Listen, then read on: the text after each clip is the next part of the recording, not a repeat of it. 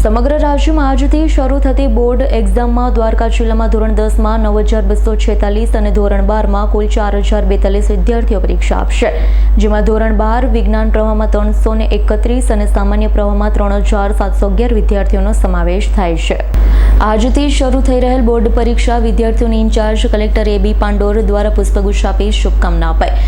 દ્વારકા જિલ્લામાં કુલ પરીક્ષા કેન્દ્રમાં ખંભાળિયા, મીઠાપુર, ભાણવડ, ભાટિયા, કલ્યાણપુર, દ્વારકા, નણંદા, જામરાવલનો સમાવેશ થયો છે.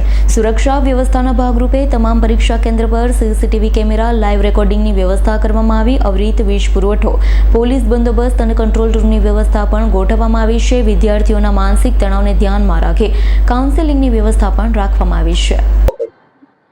આજથી ધોરણ 10 અને ધોરણ 12ની પરીક્ષાઓ ચાલુ થઈ રહી છે. આપણા જિલ્લાની વાત કરીએ તો આપણા જિલ્લાની અંદર ધોરણ 10 માટેના 8 સેન્ટરો અને ધોરણ 12 માટેના 8 સેન્ટરો મળી કુલ 16 સેન્ટરો આવેલા છે. ટોટલ 13,317 જેટલા વિદ્યાર્થીઓ આજે પરીક્ષામાં બેસશે અને પરીક્ષા આપનાર છે.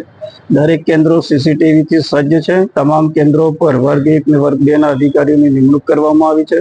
તમામ કેન્દ્રો પર પોલીસ બંદોબસ્ત પણ પૂરતા પ્રમાણમાં મૂકવામાં આવ્યો છે. વિદ્યાર્થીઓને તકલીફ ના પડે એના માટે ST ને પણ આપણે જાણ કરી છે અને વાહન વ્યવહારની પણ સગવડ ઉપલબ્ધ કરવામાં આવી છે. સાથે સાથે દરેક કેન્દ્રો પર લાઇટનો વીજ પુરવઠો પણ સતત જળવાઈ રહે તે માટે PGVCL ને પણ આપણે જાણ કરેલી છે અને એના દ્વારા વ્યવસ્થા કરવામાં આવી છે. જે જાહેરનામા આપણે કરવાના હતા એ જાહેરનામા પણ આપણા તરફથી કરવામાં આવેલા છે.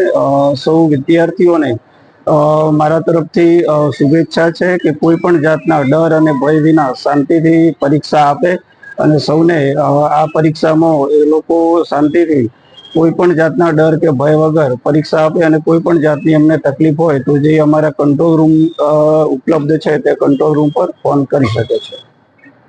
Bureau report S9 news Dwarka.